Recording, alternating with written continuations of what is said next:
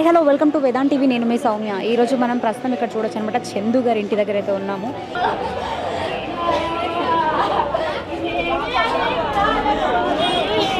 నా తమ్ముడే 8 months నేను మాట్లాడు 8-9 months అయితే నేను మాట్లాడు తమ్ముడు నాకు కాల్ చేసి కూడా నేను ఎత్తకపోతాను.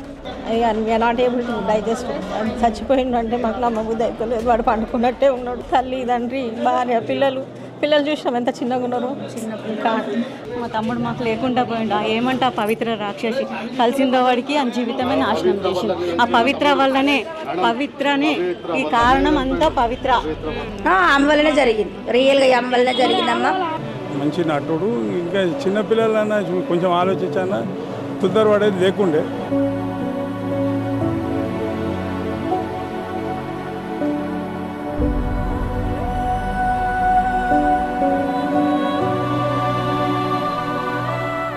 రీసెంట్గా ఒక యాక్సిడెంట్లో కన్ను మూసిన విషయం తెలిసిందే. అక్కడ చందు గారికి కూడా కొన్ని గాయాలు ఇవ్వడం జరిగింది. తర్వాత క్యూర్ అయ్యారు.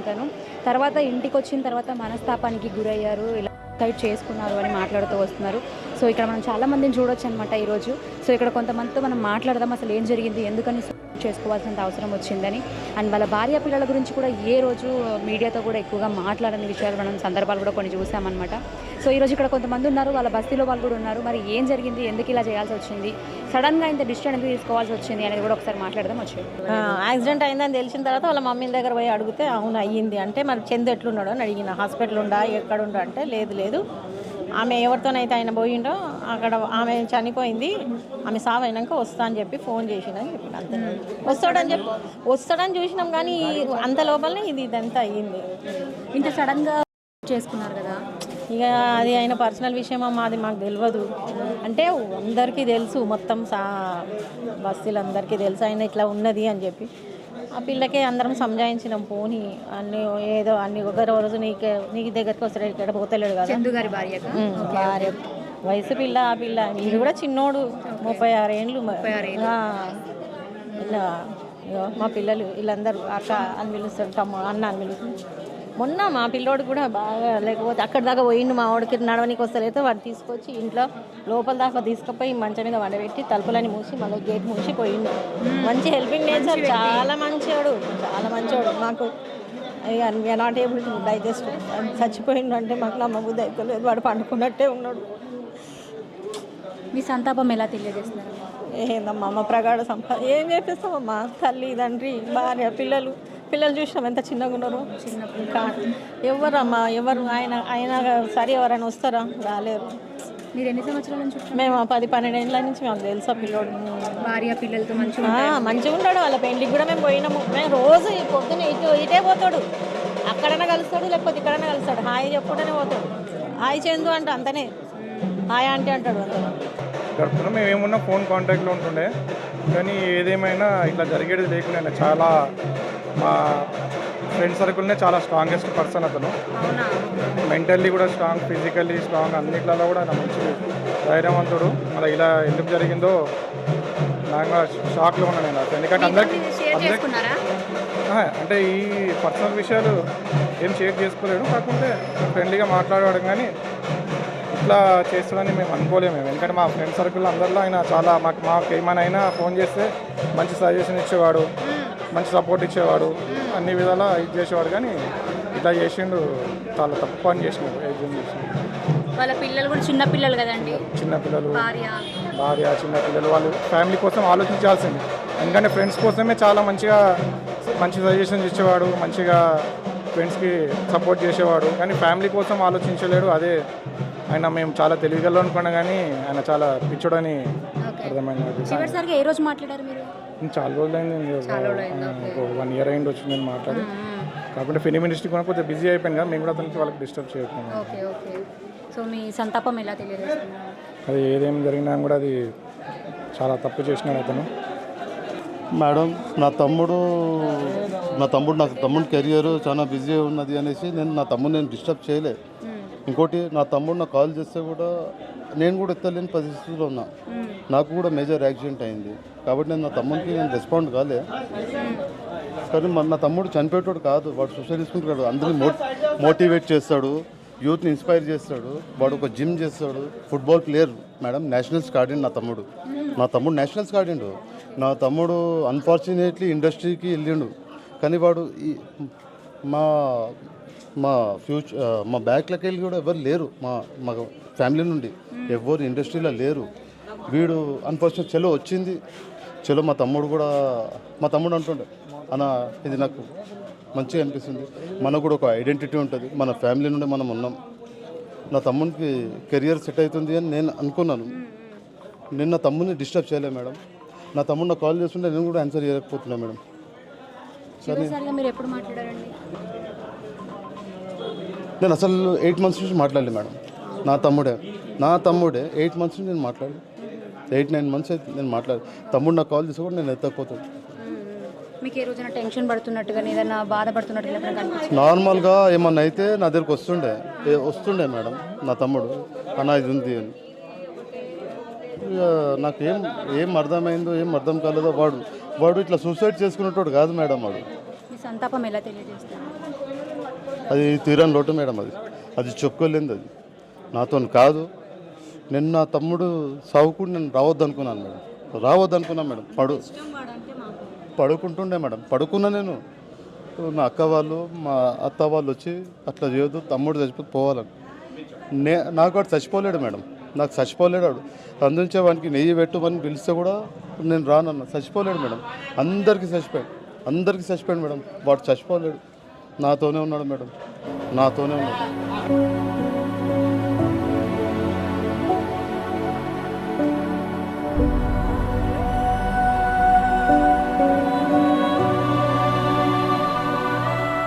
చివరిసారిగా మీరు ఎప్పుడు మాట్లాడారు?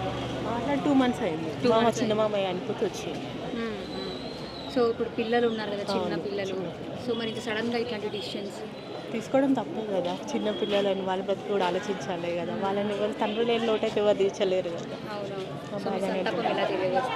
ఇంకా బాధాకరమే కదా. ఆయన ఎవరో కాదు, మా ఆయన వాళ్ళ మిన్నత కొడుకే, మా ఆడబిడ్డ వాళ్ళ కొడుకు. చిన్న పిల్లలు చిన్న చివరిసారిగా ఎప్పుడు చూసారమ్మా మీరు? చివరిసారి అంటే ఇంకా మా తమ్ముడు నిన్న సూసైడ్ చేసుకోవాలి, ఇప్పుడే చూసాం మేము. కాల్ చేస్తే నువ్వు అక్కడ మణికొండలో ఉన్నా అని చెప్పాడంటే, మా తమ్ముడు మాకు లేకుండా పోయిండు. ఏమంటే ఆ పవిత్ర రాక్షసి కలిసిందో వాడికి ఆ జీవితమే నాశనం చేసింది. ఆ పవిత్ర వల్లనే ఈ కారణం అంతా పవిత్ర వల్లనే వాడి పిల్లల్ని అమ్మ నాన్న అందరినీ దూరం చేసుకున్నాడు. చిన్న పిల్లలు మేడం, ఇదంతా కారణం ఆ పవిత్ర వల్లనే చనిపోయిండు. మీతో ఎప్పుడైనా మాట్లాడే ప్రయత్నం చేశారండి? ఈ మధ్యలో అయితే చేయలేదండి. అంత ముందు అయితే అక్కని ఎప్పుడు కాల్ చేస్తే మేము మాకు మాట్లాడతాం కలిసిందో 3 years నుంచి 4-5 years నుంచి మాటలు కొంచెం దూరం 4-5 years నుంచి ఆ పవిత్ర వల్లనే అందరితో దూరం చేసేసుకున్నాడు వాడు. మీతో ఫోన్ చేసి మాట్లాడారా అండి మరి ఎప్పుడన్నా? ఇప్పుడు ఈ మధ్య కాలంలో ఏం మాట్లాడలేదు, అసలు మాట్లాడలేదు. మొత్తం ఈ కారణం పవిత్ర తీసుకెళ్ళిపోయింది. ఇంకేంటి మీ సంతాపం ఎలా తెలియజేస్తుంది? మా సంతాపం అంటే అంత పెద్ద చెట్టెత్తు కొడుకు మా పిన్ని పొడగొట్టుకుంది. మాకెంత తీరం దుఃఖం నిలిచిపోయాడు మా తమ్ముడు. చిన్న పిల్లలు, భార్య, పిల్లలు, వీళ్ళందరినీ ఎవరు చూస్తారు? తండ్రి అనే పాపం వాడు ఇంకా పిలిచేదానికి రాను వాడు అసంటోని దూరం చేసుకొని పోయిండు. వాడు పిల్లలను ఆగం చేసిపోయిండు. పిల్లలకి ఏంటో భవిష్యత్తు, పిల్లలది ఏంటో అంటే ఈ మీడియా వాళ్ళని. చిన్న బాబు 3 years బాబు, 5 years పాప. 3 years బాబు, 5 years పాప. ఇది అన్యాయం కదా. దీనికి అంత కారణం ఆ పవిత్రే. కానీ ఇంత డేర్గా ఉంటుండే తెలుసా, అసలు అట్లా ఎట్లా అయిపోయిండో ఏమో. ఓకే, మీతో మాట్లాడడం జరిగిందండి ఎప్పుడైనా లాస్ట్గా ఇట్లా బాధపడుతున్నట్టుగా ఎప్పుడైనా అనిపించింది? అలాగే ఎక్కడికైనా వెళ్తే హాయ్ అక్క, హాయ్, బాగున్నారా పిల్లలు, నేను కూడా మీ పిల్లలు ఎలా ఉన్నారా, బాగున్నారు, అంతే ఉంటుండే. కానీ ఇంత చేసుకుంటాడని మేము అస్సలు అనుకోలే. ఇట్లా పవిత్ర యాక్సిడెంట్ అయిన తర్వాతనే అది నాకు మొన్ననే మాకు తెలుసు తను యాక్సిడెంట్ అయింది, తను చనిపోయింది, ఇది వీడికి దెబ్బలు తగిలినాయి అలా తెలుసు. అప్పుడు వీళ్ళు ఇట్లానంట అని ఇంతవరకు మాకు తెలియదు. చాలా మంది తన కోసమే అని అంటున్నారు కదండి, నిజమేనా అది? ఆమెనే చేసిందని ఇప్పుడు మాట్లాడుతూ వచ్చారు కదా. అది దేవుడికి తెలియాలి, ఆమె చేసిందో వాడు చేసుకుందో, కానీ అది భగవంతునికి తెలియాలి. ఏ రోజు కూడా మీడియా ముందు మాట్లాడుతున్నప్పుడు పిల్లల గురించి కూడా మాట్లాడలేదు కదా. మన రీసెంట్గా ఒక ప్రముఖ ఛానల్లో ఇంటర్వ్యూలో కూడా అంటే తను చెప్పిండు ఇక అది కానీ తను మాయలో పడి అలా మాట్లాడిండో ఏమో అంతే. కానీ ఇట్లా చేసుకుంటాడని అనుకోలేదు. ఓకే, మీ సంతాపం ఎలా తెలియజేస్తున్నారండి? ఏం చెప్పాలి, చిన్న పిల్లలు చూసినా కూడా చెప్తారా? ఎవరి వాళ్ళు నాన్న అంటారు రాగానే, నాన్న ఏడి అంటే ఏం చెప్తారు? చిన్న వయసులో మనం ఇంత పెద్ద వాళ్ళకి నాకు మమ్మీ డాడీ లేకపోతే నేను తెగులుగా ఉంటాయి. ఏదన్నా చెప్పాలా అమ్మకి అంటే ఎవరికి చెప్తాము? అమ్మ లాంటి ఎవరన్నా వస్తారా? నాన్న లాంటి ఎవరన్నా వస్తారా? నాకు చాలా ఇంకా నేను ఎందుకు ఇలా చేసుకుంటూ ఏమైంది? నేను బేగం సో ఇప్పుడు వాళ్ళ భార్య పిల్లల్ని మీరే కదా ఉదార్చాలి, ఇంకా మీరు ఇంకా చెయ్యాలి కదా. తమ్ముడు భార్య చూడాలి. స్ట్రాంగ్ ఉండి ఇప్పుడు వాళ్ళని కూడా స్ట్రాంగ్ చేయాలి. ఇంకా చిన్న పిల్లలు చేసినా తనకు కూడా ఉంటుంది కదా, అయ్యో బాధగా చాలా రోధిస్తున్నారు అసలు. తనలో ఎవరు చెప్పినా తన బాధ తనకే కదా. ఫోన్ కాల్ మాకు ఓకే, ఏమన్నారా ఫోన్? యాక్సిడెంట్ అయిన తర్వాత ఏ రోజైతే యాక్సిడెంట్ అయిందో ఆ రోజు ఫోన్ చేసిన, ఇట్లా యాక్సిడెంట్ అయింది అంటే ఇట్లా అయింది, నేను బెంగళూరు పోతున్నాను, వచ్చినాక కాల్ చేస్తా అని చెప్పాడు.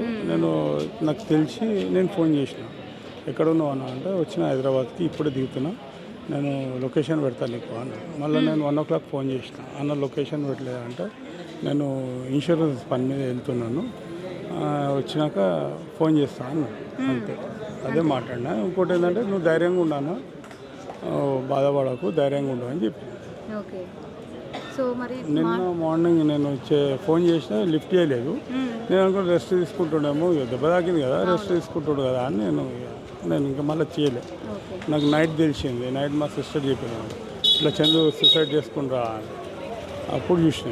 రీజన్ ఏమై ఉంటుందని అనుకుంటున్నారండి? డిప్రెషన్ అమ్మ, ఒక్కటే రీజన్, ఏం లేదు. ఇప్పుడు నా కళ్ళ ముందు చనిపోయింది కో ఆర్టిస్టు, చనిపోతే ఇప్పుడు 5-6 years నుంచి బాండింగ్ ఉంటుంది కదా అమ్మ, ఆర్టిస్ట్ అన్నప్పుడు అంత క్లోజ్నెస్ ఉంటుంది. కాబట్టి కళ్ళ ముందు చనిపోయేసరికి ఆయన చాలా డిప్రెషన్లో వెళ్ళిపోయింది.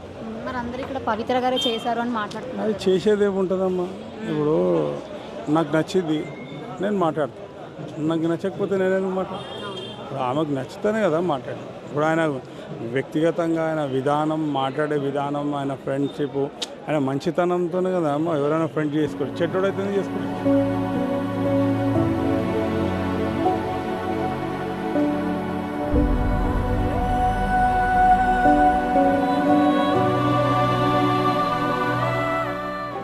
బాండింగ్ అనేది తప్పు పట్టదు.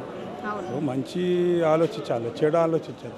ఇప్పుడు మీకు ఇవాళ రేపు ఏముంది, ఇంత దానికి ఇంత మాట్లాడతారు, అది కొంత మనకి మా గుండెల్లో తాకుతుంది దెబ్బ, అది చాలా బాధ అనిపిస్తుంది. సంతాపం ఎలా తెలియజేస్తున్నారండి? సంతాపం ఏముందమ్మా, ఎవరైనా కానీ, ఏ మనిషి అయినా ఎవరైనా కానీ సూసైడ్ అనేది చేసుకోవద్దు, ధైర్యంగా ఉండాలి. తల్లిదండ్రులను బాధ పెట్టాలి. వాళ్ళు 4 గంటలు తల్లిదండ్రులు కొడతారు కూడా, ఎందుకంటే మనం మంచిగా ఉంటే ఎందుకు కొట్టరు కదా, ఏదో తప్పు చేస్తేనే కొడతారు, తిడతారు, మందలిస్తారు. కాబట్టి సూసైడ్ అనేది అంత దూరం పోవద్దు. ఎన్ని ఇయర్స్ బాండింగ్ అండి మీకు చందు గారు? 6, 7, 8 years అమ్మా. 8 years నుంచి. కానీ ఇట్లా చిన్న విషయాలకి హర్ట్ అయ్యే మనిషి కాదు. 100% కాదు, కానీ ఒక మంచి ఫ్రెండ్ కోల్పోయాడని చెప్పి ఆ డిప్రెషన్తోనే ఉంటారు. కానీ ఆయన ఎంబడి ఏంటంటే ఎవరు లేరు. ఒక మనిషి 10 మంది ఉండాలి, ఎందుకంటే డిప్రెషన్లో ఉన్నాడు కదా. ఒంటరిని వదిలేయద్దు, ఒంటరి వదిలేస్తే ఎవరైనా ఆటోమేటిక్గా అది సూసైడే చేసుకుంటారు. ఒంటరిని వదిలేయద్దు. ఆయన ఒంటరితనం ఫీల్ అయ్యి ఇప్పుడు అక్కడ ఫ్లాట్కి వెళ్ళిండు అన్నాడు, ఫ్లాట్కి వెళ్తే అదంతా వాళ్ళు తిరిగి మాట్లాడి చేసిందంతా కనిపిస్తుంది కదా, మాకు మా కళ్ళ ముందు కనిపిస్తుంది. ఆ ఒంటరితనం ఫీల్ అయ్యింది. కానీ ఓవరాల్గా ఏంటంటే చాలా బాధ. మంచి నటుడు కోల్పోయినాం, పిల్లలు ఉన్నారు, వాళ్ళ ఫ్యామిలీ, మంచి నటుడు. ఇంకా చిన్నపిల్లలన్నా కొంచెం ఆలోచించన్నా తొందరపడేది లేకుండే, తొందరపడ్డా. సో మరి ఇప్పుడు పవిత్ర గారి వల్లే మొత్తం జరిగింది అని అంటున్నారు కదా? ఆమె వల్లనే జరిగింది, రియల్గా ఆమె వల్లనే జరిగిందమ్మా. ఇప్పుడు మీరు ఇప్పుడు లేడీస్ ఒక మాట, అబ్బాయిలతో తిరుగుతుంది, తప్పుగా అనుకోవద్దు, తిరుగుతున్నారు. ఆయన పడే కదా భార్య వదిలిపెట్టి అంత సంసార మగం చిన్నగా ఉన్నారు కదా. మధ్య ఆమె పిల్లలు ఎంత పెద్దగా ఉన్నారు, ఎంత పెద్దగా గాడిదలాగురు, చదువులు అయిపోయినాయి, పెళ్లి. పాప కూడా ఈమె గురించి పిల్లల అట్లా ఓడు పద్మ మైకంలో ఉన్న ఈ మైకంలో రారు, మనం అనుకోవడం వేస్ట్. అది ఇప్పుడు ఎవరు చూస్తారు చెప్పు? ఆమెకు మమ్మీ కూడా లేదు, పాప వాళ్ళ మమ్మీ కూడా వాళ్ళ భర్త వాళ్ళ ఇప్పుడు చనిపోయిన అత్త లేదు, లవ్ మ్యారేజ్ అయినకు మళ్ళీ ఈమె కూడా లవ్ మ్యారేజ్ అయినట్ట. ఇప్పుడు ఎవరు చూసారమ్మా? ఏదో 4 రోజులు షూటింగ్ కానీ కష్టం చేస్తాడు, మొగోడి ఇంటికని తెలుసు కానీ సినిమా షూటింగ్ తీసుకొని పోయి దాన్ని ఎమ్మడి ఇది వీడు పోయిన రోజులు పోయిరేమో అయినా మంచిగా ఉండాలి కదా. పోయింది మరి ఇందుకు మంచిగా చెప్తే ఇది అన్యాయంగా చేసింది కదా. ఇప్పుడు ఎవరి జీవితం అయినా జీవితమే. కాలానికి అనుగుణంగా పరిస్థితులు మారుతూ ఉంటాయి. అలా అని మారుతున్న ప్రతి పరిస్థితికి మనం రియాక్ట్ అయితే పరిణామాలు ఇలానే ఉంటాయి. పరిచయం ఉండొచ్చు, తప్పులేదు, కానీ ఆ పరిచయం మితిమీరకూడదు. ఈరోజు ఇక్కడ జరిగిన సిచ్యువేషన్ అదే. పవిత్ర గారు చనిపోయారు అన్న ఆ యొక్క మనస్తాపానికి గురి చెంది ఈరోజు చందు గారు సూసైడ్ చేసుకోవడం జరిగింది. ఈ వయసులో తనకి 2 పిల్లలు, 3 సంవత్సరాలు 5 సంవత్సరాలు పిల్లల వయస్సు. పరిచయాలు పెట్టుకోవచ్చు, తప్పులేదు, కానీ ఆ పరిచయాల వల్ల జీవితాలు నాశనం చేసుకోకూడదు. ఈరోజు మనం చూస్తున్న ఈ ఇన్సిడెంట్ అలాంటిదనే చెప్పుకోవాలి. చనిపోగానే తను మనస్తాపానికి గురయ్యి ఈరోజు సూసైడ్ చేసుకోవడం జరిగింది. ఈ సూసైడ్ చేసుకునేటప్పుడు ఒక్కసారి పెళ్ళాం పిల్లలు అని ఆలోచించుంటే జీవితం ఈరోజు సాఫీగానే సాగేది. కానీ అలాంటివి ఆలోచించకుండా క్షణికావేశంలో తీసుకున్న ఒక్క నిర్ణయం వల్ల ఈరోజు ఫ్యామిలీ మొత్తం బాధపడుతున్న సిచ్యువేషన్స్ మనం చూస్తూ వస్తున్నాం. సో ఇలాంటి తొందరపాటు డిసిషన్స్ తీసుకోకుండా కాస్త మనం ఏదైనా డిసిషన్ తీసుకునేటప్పుడు ఆలోచించి తీసుకుంటే చాలా మంచిది. సో ఫ్రెండ్షిప్ ఉండొచ్చు, కానీ ఆ ఫ్రెండ్షిప్ మితిమీరకూడదు. సో ఈరోజు ఇక్కడ చూస్తున్న ఘటనలు అన్నీ కూడా అవే చెప్తూ వస్తున్నాయి అన్నమాట. ఇలాంటి ఇన్సిడెంట్స్ ఏ ఉన్నా కూడా ఒకసారి ఫ్యామిలీని, వాళ్ళ పిల్లల్ని, వాళ్ళ భార్యని లేదా గుర్తు తెచ్చుకొని ఒక కుటుంబాన్ని గుర్తు తెచ్చుకొని ఉంటే ఈరోజు ఇలాంటి ఒక పరిస్థితి వచ్చేదే కాదు.